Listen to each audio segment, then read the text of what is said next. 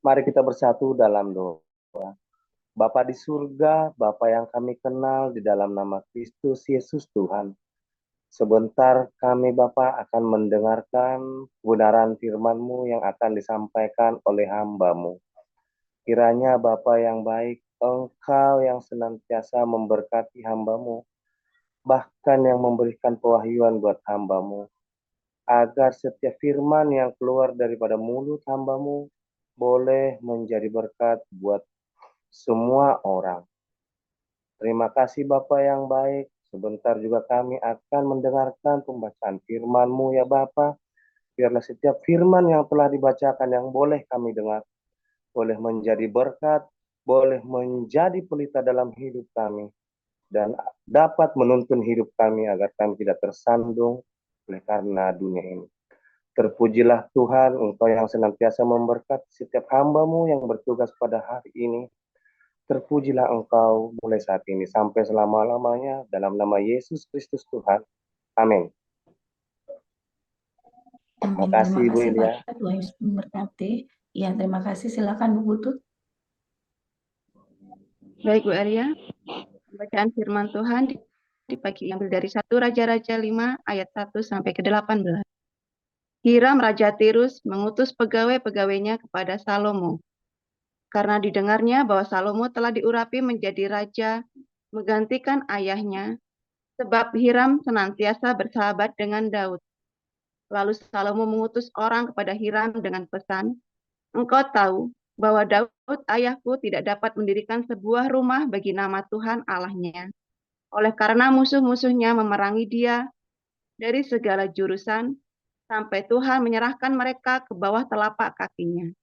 Tetapi sekarang Tuhan Allahku telah mengaruniakan keamanan kepadaku di mana-mana, tidak ada lagi lawan dan tidak ada lagi malapetaka menimpa. Dan ketahuilah, aku berpikir-pikir hendak mendirikan sebuah rumah bagi nama Tuhan Allahku, seperti yang dijanjikan Tuhan kepada Daud ayahku. Demikian, anakmu yang hendak kududukan nanti di atas tahtamu, menggantikan engkau, dialah yang akan mendirikan rumah itu bagi namaku.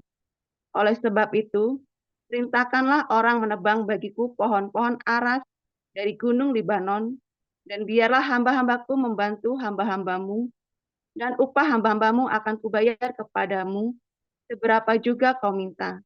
Sebab engkau tahu bahwa di antara kami tidak ada seorang pun yang pandai menebang pohon sama seperti orang Sidon." Maka segera sesudah Hiram mendengar pesan dari Salomo itu, ia sangat bersuka cita serta berkata, "Terpujilah Tuhan pada hari ini, karena ia telah memberikan kepada Daud seorang anak yang bijaksana untuk mengepalai bangsa yang besar ini." Lalu Hiram mengutus orang kepada Salomo mengatakan, "Aku telah mendengar pesan yang kau suruh sampaikan kepadaku tentang kayu aras dan kayu sonabor. Aku akan melakukan segala yang kau kehendaki. Hamba-hambaku akan membawanya turun dari gunung Libanon ke laut, dan aku akan mengikatnya menjadi rakit-rakit di laut untuk dibawa sampai ke tempat yang kau tunjukkan kepadaku. Kemudian akan kusuruh bongkar semuanya di sana, sehingga engkau dapat mengangkutnya. Sementara itu, engkau hendaknya menyediakan makanan bagi seisi istana, seberapa yang kau kehendaki." Demikianlah Hiram memberi kayu aras dan kayu sonabor kepada Salomo, seberapa yang dikehendakinya. Lalu Salomo memberikan kepada Hiram 20.000 kor gandum, bahan makanan bagi seisi istana, kor minyak tumbuk. Demikian diberikan Salomo kepada Hiram tahun demi tahun. Dan Tuhan memberikan hikmat kepada Salomo seperti yang dijanjikannya kepadanya. Maka damai pun ada di, lalu mereka berdua mengadakan perjanjian. Raja Salomo mendengar orang Rodi dari antara seluruh Israel. Maka orang Rodi itu ada 30.000 orang. Ia menyuruh mereka ke gunung Libanon, 10.000 orang dalam sebulan berganti-ganti. Selama sebulan mereka ada di Libanon, selama 2 bulan di rumah.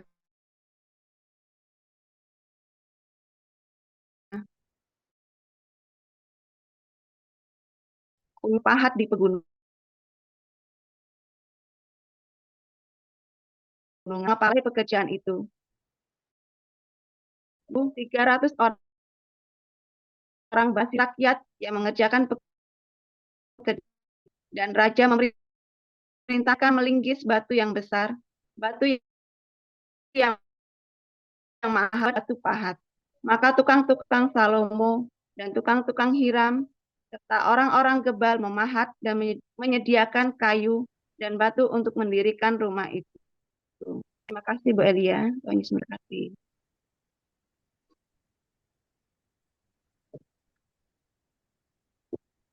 1 Korintus pasal 3. Dan aku, saudara-saudara, pada waktu itu tidak dapat berbicara dengan kamu seperti dengan manusia rohani, tetapi hanya dengan manusia duniawi yang belum dewasa dalam Kristus. Susulah yang kuberikan kepadamu bukanlah makanan keras, sebab kamu belum dapat menerimanya, dan sekarang pun kamu belum dapat menerimanya. Karena kamu masih manusia duniawi. Sebab jika di antara kamu ada iri hati dan perselisihan, bukankah hal itu menunjukkan bahwa kamu manusia duniawi dan bahwa kamu hidup secara manusiawi? Karena jika yang seorang berkata, aku dari golongan Paulus, dan yang lain berkata, aku dari golongan Apolos, bukankah hal itu menunjukkan bahwa kamu manusia duniawi yang bukan rohani? Jadi apakah Apolos? Apakah Paulus? Pelayan-pelayan Tuhan yang olehnya kamu menjadi percaya, masing-masing menurut jalan yang diberikan Tuhan kepadanya. Aku menanam, Apolos menyiram, tetapi Allah yang memberi pertumbuhan. Karena itu yang penting bukanlah yang menanam atau yang menyiram, melainkan Allah yang memberi pertumbuhan. Baik yang menanam maupun yang menyiram adalah sama, dan masing-masing akan menerima upahnya sesuai dengan pekerjaannya sendiri. Karena kami adalah kawan sekerja Allah. Kamu adalah ladang Allah, bangunan Allah. Dasar dan sesuai dengan kasih karunia Allah yang dianugerahkan kepadaku, aku sebagai seorang ahli bangunan yang cakap telah meletakkan dasar, dan orang lain membangun terus di atasnya. Tetapi tiap-tiap orang harus memperhatikan bagaimana ia harus membangun di atasnya. Karena tidak ada seorang pun yang dapat meletakkan dasar lain daripada dasar yang telah diletakkan, yaitu Yesus Kristus. Entahkah orang membangun di atasnya dasar ini dengan emas, perak, batu permata, kayu, rumput kering atau jerami.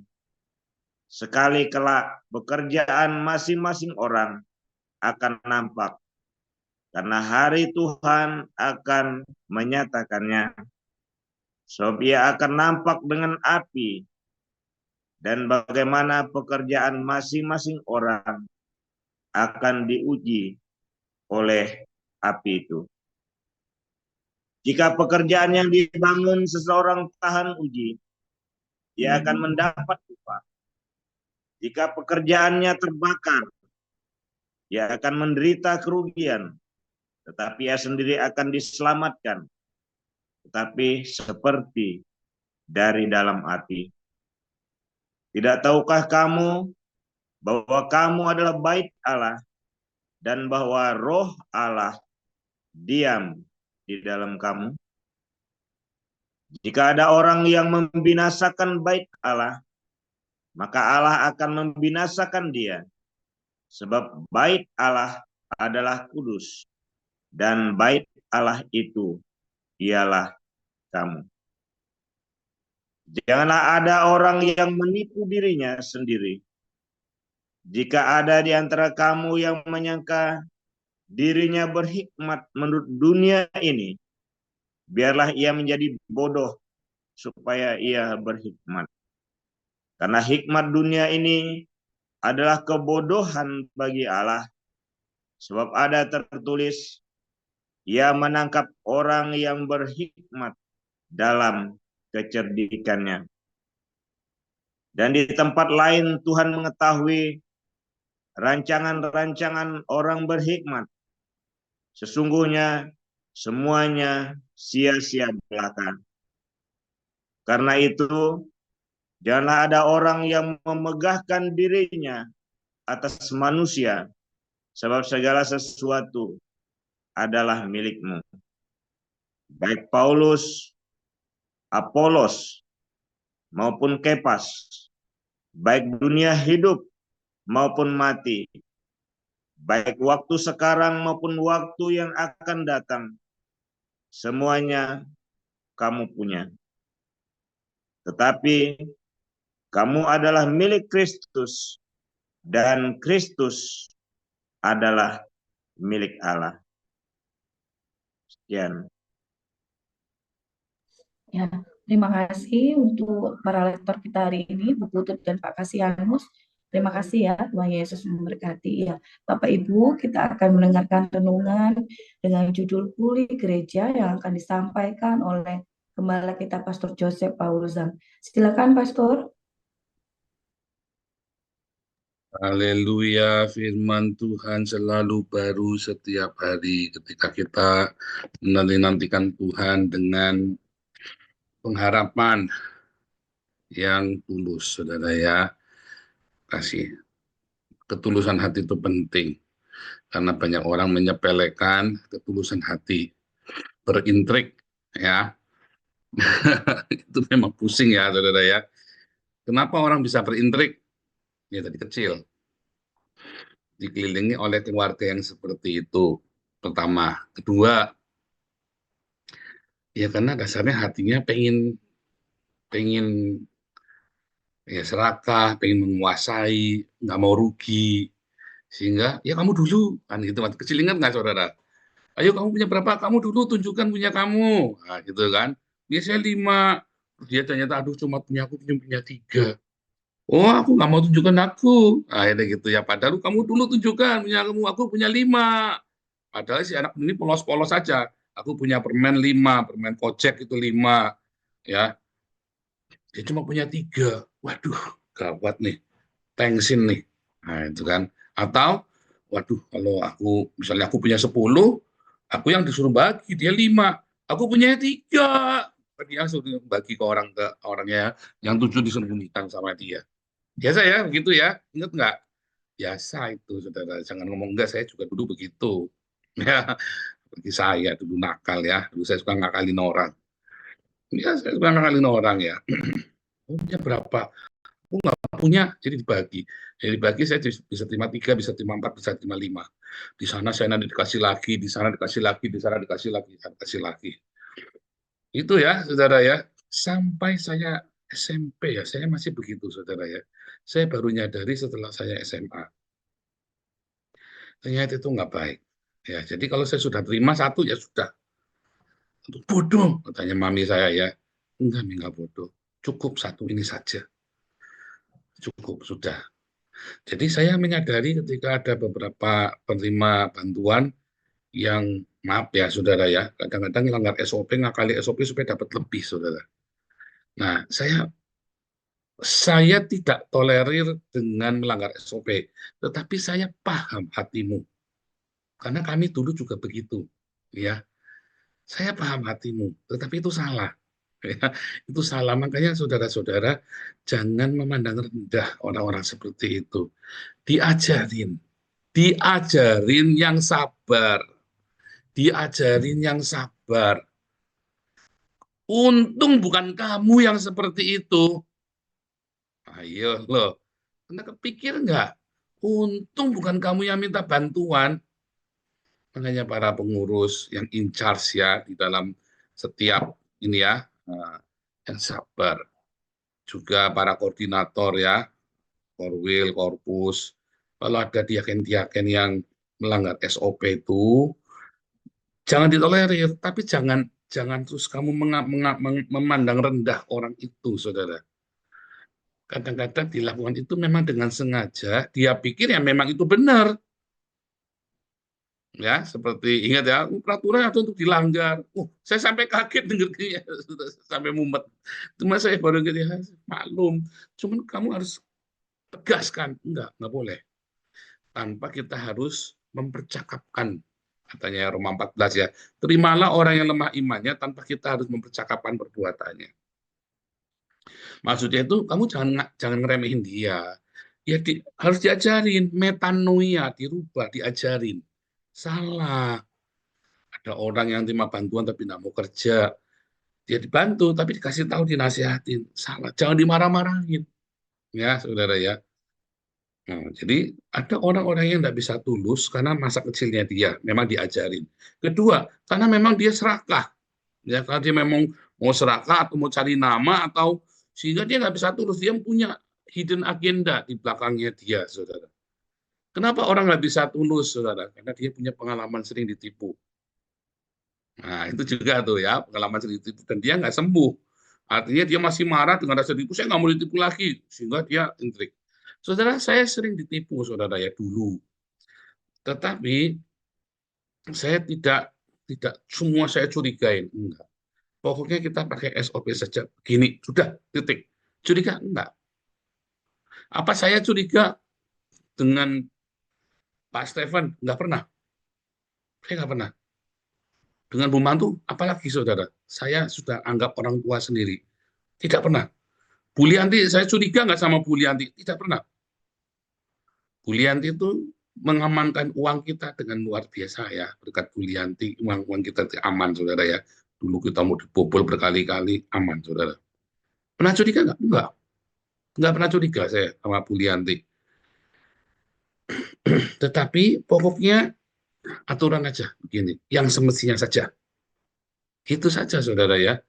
Sehingga kalau misalnya ada situasi saya nggak pas, misalnya nih ya, dengan para diaken, bulian itu marah-marah kan, wah, bulian itu nggak usah marah, aturannya saja. Nah, gitu ya, saudara ya. Kalau bulian kan meledak-meledak ya, orangnya kan ini banget ya, orangnya kan ekstrovert banget, meledak. Itu harus dikasih tahu, saudara ya, ke Bu Lianti. Seperti dulu saya bolak-balik ngomong sama Bu Lianti, sudah diam. Nanti semua orang sakit hati, tidak semua orang yang melanggar aturan itu mau maling. Karena memang dia pikir itulah yang benar ya. Dia pikir itulah yang benar. Loh kok bisa begitu? Saya dulu ngalamin, jangan ngomong enggak, keluarga saya begitu. Kok bisa begitu? Ya bisa ya, entah dari mana begitu kok. Pikirannya begitu kok. Nah, cuman saya yang sadar pertama kali di rumah, saya ngomong nggak boleh begitu, nggak boleh aji mumpung. Nah, setelah itu makanya saya paling diberkati hidupnya, saudara, karena saya nggak pernah aji mumpung. Setelah itu kakak saya lihat, oh iya benar ya, saya mulai ngikutin, saudara ya. Mami terlambat, saudara ya, namanya sudah tua ya, bahkan sudah punya uang pun tetap aji mumpung, sering gitu. Nggak boleh nih, nggak boleh. Saya tegur ya, nggak boleh. Maklum, saudara ya. Maklum, dan itu nggak gampang kalau itu orang tua. Ya nggak usah marah-marah juga. Tapi begitu lihat, saya bilang nggak boleh, nanti kita nggak diberkati. Itu bukan rezekinya kita. Oh biar mami diambil. Baru diambil, bawa pulang rusak. Mami tak mau, nggak percaya. Kalau bukan rezekinya kita, kalau rezekinya kita, tenang nih. Saya selalu bilang sama mami itu, apalagi setelah saya mengalami pertemuan dengan Tuhan Yesus ya. Tapi memang keluarga mami saya itu semuanya itu kalau ngomong pakai bahasa bersayap di rumah itu, saudara ya. Kakak adiknya semua itu kalau ngomong pakai bahasa bersayap. Beda dengan keluarga papi saya, kalau ngomong kayak saya direct, saudara, jeder gitu ya. Nah, kalau saya lebih cocok sama keluarga papi. Walaupun keluarganya mami baik ya, saudara ya. Keluarganya mami itu sangat baik. Orangnya memang apa ya namanya ya. sebetulnya setia kawan ya, orangnya setia kawan. Walaupun suka bertengkar, tapi setia kawan. Memang keluarga Mami saya itu ini sekali ya, pemberani-pemberani. Mana dari kemiskinan sampai mereka jadi berhasil semua, mereka itu fight ya saudara ya, mereka jadi pemberani. Jadi apa-apa tabrak. Ya itu tadi, bulldozer semua keluarga, mentalnya mental bulldozer, tabrak pokoknya. Nah, tetapi karena mereka hidup di dalam masa lalu yang tidak baik, akhirnya mereka itu semua kalau bicara pakai bahasa bersayap, saudara. Nah, disitulah awalnya timbul intrik, ya. Ya kalau sekarang saya nggak tahu, saya udah lama nggak ketemu ya. Nah, terutama adik mami yang laki-laki ya, yang sangat dekat dengan saya, dan saya begitu dekat lah dengan dia ya. Itu yang saya paling respect sama keluarganya mami itu. Itu kalau ngomong itu ya satu malaman ya, saya mencoba belajar, mencoba memahami dia. Saya pernah nginep di rumah dia, tak tungguin saudara ngomong. Muter, nggak nyampe-nyampe saudara. Itu nggak nyampe-nyampe. Tapi orang ini pintar sekali ya. Orang ini pintar sekali. Cuma lulusan SD, tapi kaya amat-amat sangat kaya raya. Cuma lulusan SD. Ya, tapi amat sangat kaya raya. Karena waktu itu kita keluarga opa saking miskinnya ya, dulu zamannya Belanda ke Jepang, itu Jepang terus ke Belanda lagi, mereka dimiskinkan ya waktu itu ya. Tanahnya gede, mereka punya tanah, punya rumahnya banyak, tapi nggak punya beras. Kasihan saudara, yang ngeri sekali dulu itu ya. Jadi ya karena mereka dari opa mami itu pejuang semua ya. Jadi mereka berjuang dari nol ya, sampai mereka pada berhasil. Tapi karena mereka di tekanan, sering ditipu, sering apa, mereka akhirnya bertahan hidup dengan apa saudara? Mereka harus suntuk begitu ya saudara ya. Nah, dan kebetulan ya mereka memang fighter ya, jadi sukses sekarang, sukses semua ya, keluarganya sukses semua. Ya mungkin salah satu orang terkaya lah di kota kami lah orang-orang ini ya. Tapi memang luar biasa saudara ya. Nah saudara, masa lalu itu membentuk kita saudara. Masa lalu itu membentuk kita, ya, membentuk karakter. Jadi ketika kamu sampai datang dalam komunitas ini, masa lalumu yang penuh intrik itu ke bawah. Ke bawah, jangan ngomong enggak, saudara. Harus diakuin dulu. Kalau saya enggak ada intrik sama sekali. Loss, kenapa? Karena saya sudah tahu bagaimana cara supaya kita jangan, jangan sampai kita bubar. Nggak boleh berintrik, saudara. Harus mengutamakan ketulusan hati. Apa yang diucapkan, apa yang di hati dengan yang diucapkan harus sama. Itu penting sekali, saudara. Itu penting. Itu yang namanya kemurnian hati kita. Tetapi bukan berarti kamu naif. Semua orang mau dibaikin, mau ditolong. Semua orang ya sudah tahu dia maling, sudah tahu dia pemerkosa, kamu taruh tinggal di rumahmu. Ya kamu goblok, saudara. Itu namanya naif. Tetapi kalau saya bilang nggak suka, saya akan bilang nggak suka. Tanpa harus marah, tanpa harus dendam. Nah, itu yang dimaksud itu, saudara. Kamu harus bisa belajar seperti itu. Nggak suka, kamu bilang nggak suka tanpa harus marah. Susah, saudara. Wah, pertamanya susah. Saya juga susah. Saya tahu susah. Apalagi saya dari keluarga yang terbiasa berintrik, saudara. Saya dulu kecil juga sangat suntuk ya, saudara. Wah, saya benar-benar, wah, lihai, saudara ya. Tetapi Tuhan ajarin saya ya. Tuhan ajari. Kamu bukan serigala, kamu domba. Saudara, kodrat Anda dengan saya ketika menjadi pengikut Kristus, Anda bukan serigala loh, saudara. Kita itu diibaratkan selalu seperti domba. Jadi jangan coba-coba jadi serigala. Jangan coba-coba jadi serigala, itu bukan kodratmu. Saudara. Habis kamu, makanya kamu kalah terus kan. Atau kamu harus langgar hati nuranimu, dan sifat serigalamu itu kamu bawa ke dalam komunitas. Nah, itu ya. Jadi, satu masa lalu, gua memang karena keserakahan, karena ketamakan, karena harga diri, ketiga karena karakter. Memang dasar karakternya kamu memang suka berintrik.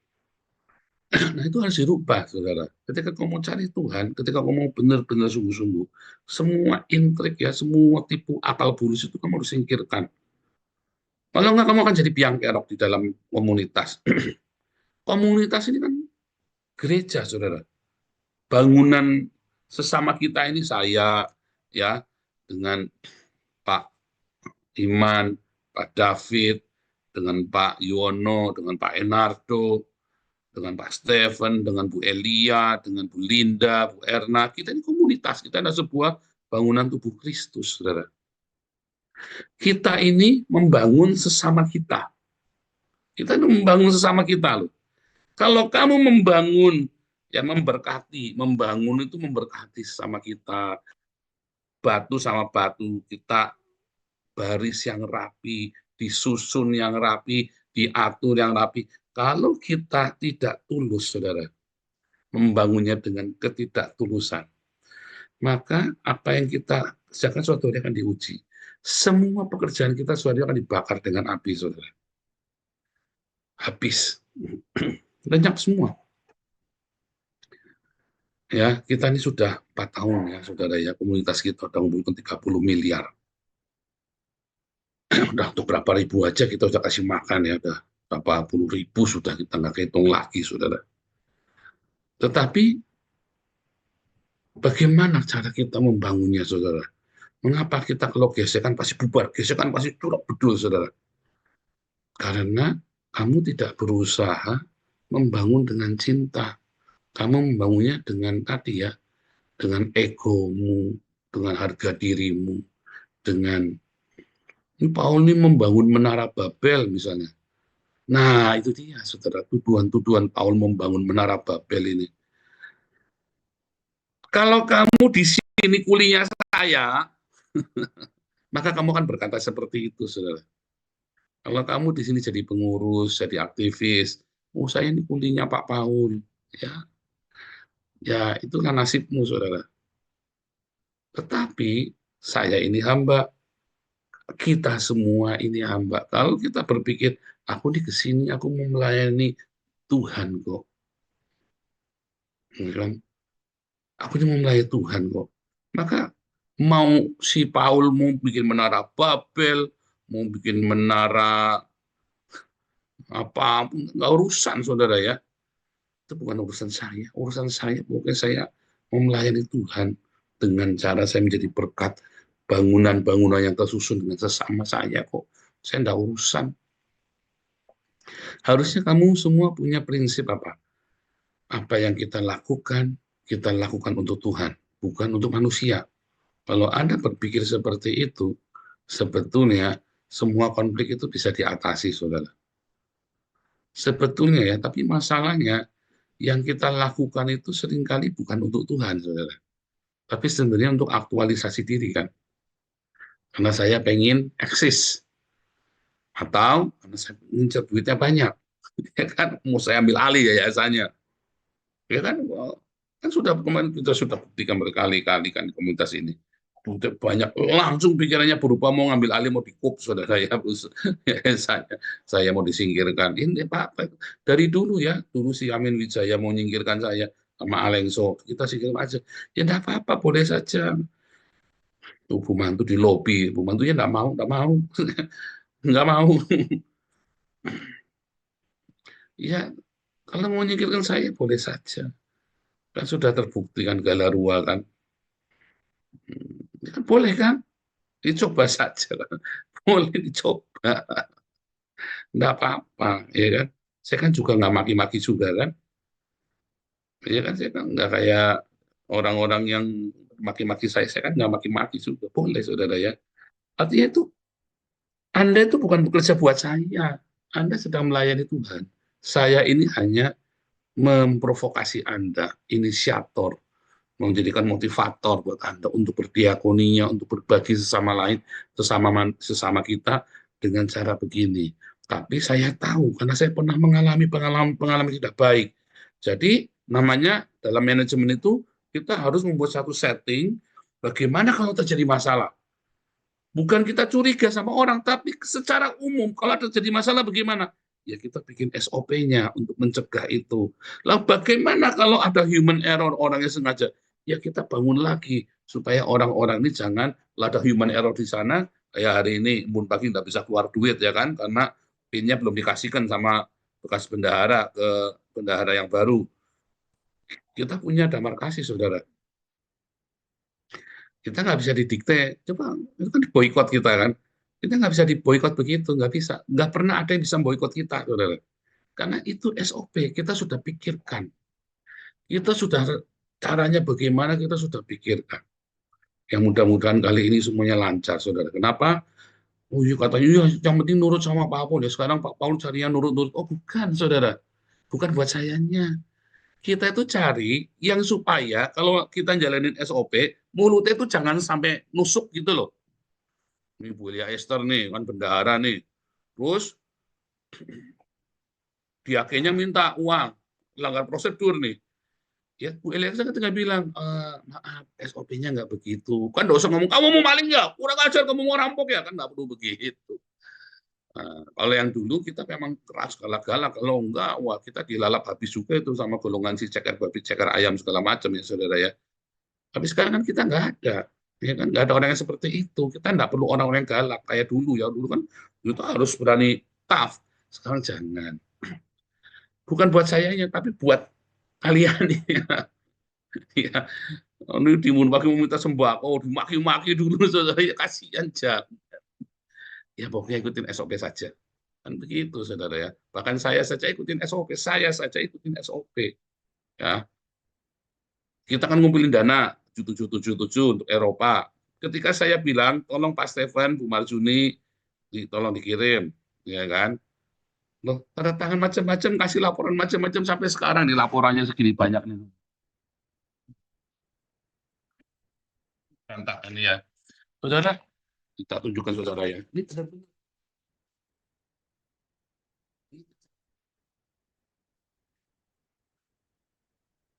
Ini baru bulan September selesai, belumnya Oktober, November, saudara.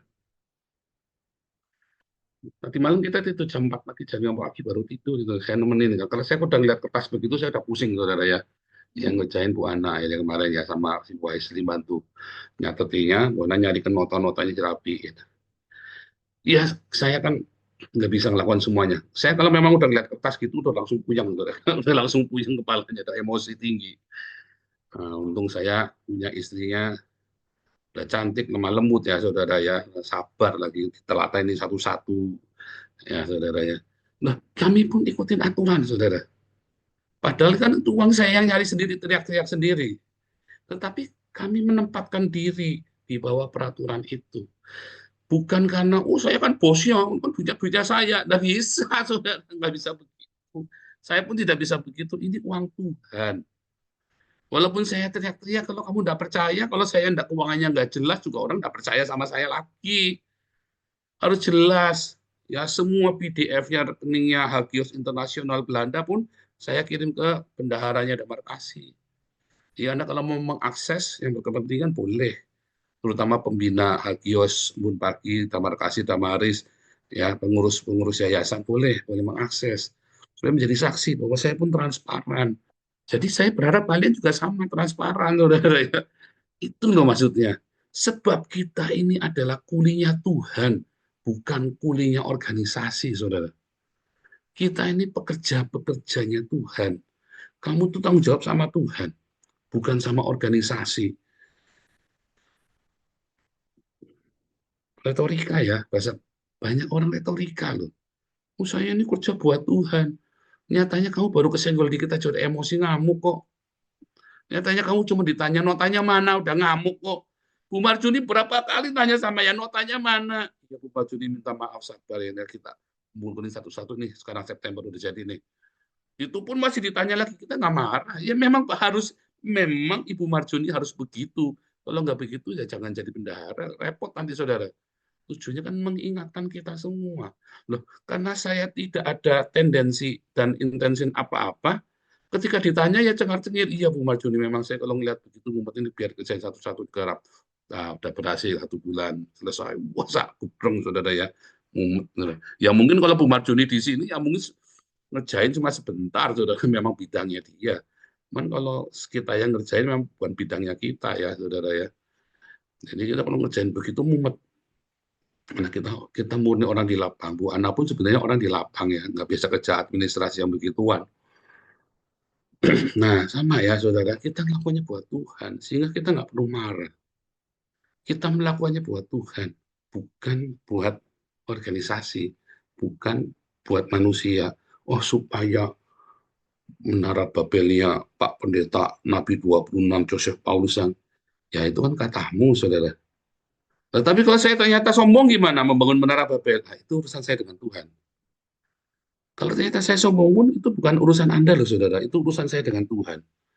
Dan kalau misalnya nih, ternyata nih, wah Pak Stephen kemarin kan bikin project, mau bikin PK project nih, dia mau cari nama. Ya itu urusannya Pak Stephen dengan Tuhan. Oh saya nggak rela, ya berarti kamu kerja buat Pak Stephen selama ini. Oh, saya mah kerja buat Tuhan. Saya kemarin ya, saya sampai ngomong sama Pak SK, Pak SK, ayo masuk di pembina. Ya, kan. Nggak mau, Pak SK tetap nggak mau. Aku akan support, tapi aku tidak mau di pengurusan. Aku percaya Pak Paul, wah gimana coba mumet Tuhan dasar saudara. Iya, tapi supaya Pak SK lihat di dalamnya kita ini loh uangnya keluar masuknya. Aku percaya Pak Paul. Ya, karena lurus lempeng saudara kita. Kita melakukannya bukan buat kita, tapi buat Tuhan. Kan saya bilang ya, oh saya ngasih makan 1.000 orang. Itu namanya bahasa hiperbolik. Saya pamer, dan bukan duitnya saya. Nah kan orang yang nuduh saya bilang pamer kan goblok saudara. Loh, duitnya bukan duitnya saya. Kan duitnya kalian. Saya masih makan 1.000 orang. Kata saya memberi makan 1.000 orang. Itu ada sebuah bahasa hiperbolik. Ya, ketika kita sedang memarketkan komunitas ini, saudara. Sehingga orang tertarik. Ya kan? Sehingga orang tertarik, wah iya ya, berarti mantap, berarti semua orang percaya ya. Gitu, saudara. Loh, untuk kemuliaan Paul, iya, duitnya bukan duitnya saya. Kecuali duitnya saya bikin 1.000 itu saya pamung, saya nih, uang saya pribadi. Saya kasih makan 1.000 orang. Baru itu namanya pamer. Nah ini duitnya kalian semua, terus saya bilang, saya klaim, ini saya kasih makan 1.000 orang tiap hari. Itu bukan pamer, saudara. Itu kita sedang mempromosikan. Atau saya nggak tahu malu, sedang mengklaim duitnya kalian menjadi duitnya saya. Kan cuma dua itu aja kan. Bukan mendengar menara Babel, tapi kan nggak tahu malu namanya kan. Tetapi bukan, jawabannya adalah saya sedang memarketkan, sedang mempromosikan komunitas kita supaya banyak yang bergabung. Makin besar donasinya kan, anak-anak kita semua makin sejahtera, saudara. Beasiswanya kan nggak cuma 300.000 sebulan, bahkan beasiswanya bisa kirim sekolah sampai ke Jerman, sampai ke Belanda. Kalau Anda promosikan komunitas kita, donasinya makin besar. Ya, saya lagi ngomong-ngomong sama Pak, saya pengen sekali kirim anak-anak Kristen sekolah di Belanda sama di Israel pakai duitnya yayasan. Bilang amin kalau kamu setuju, saudara. Promosikan yayasan kita. Selama Anda transparan, selama kita sepakat, bisa, saudara. Dan ada beberapa organisasi gereja yang bisa nyekolahkan, kasih beasiswa ke luar negeri, saudara. Salah satunya nanti kita, saudara. Semua anak-anak kalian bisa sekolah di Israel, di Jerman, di Belanda, di Amerika. Kayak pesatnya Koden itu loh ya, bisa nyekolahkan ya. Nggak banyak Koden ternyata ya, nggak banyak juga, tapi bisa kan. Kita mau, saudara, supaya semua anak-anak Anda, anak-anak saya kan sudah sekolah di Belanda, bisa sekolah di sini, saudara. Dengan beasiswa. Amin. Makanya sebarkan komunitas ini. Dan ayo jangan bertengkar, sama-sama bangun transparansi SOP, karena kita ini kulinya Tuhan. Kamu tuh bukan kulinya yayasan, bukan kulinya organisasi. Kita ini kulinya Tuhan, mengerjakannya dengan Tuhan, makanya hatinya harus yang beres. Pasti kita semua akan diberkati. Tuhan Yesus memberkati.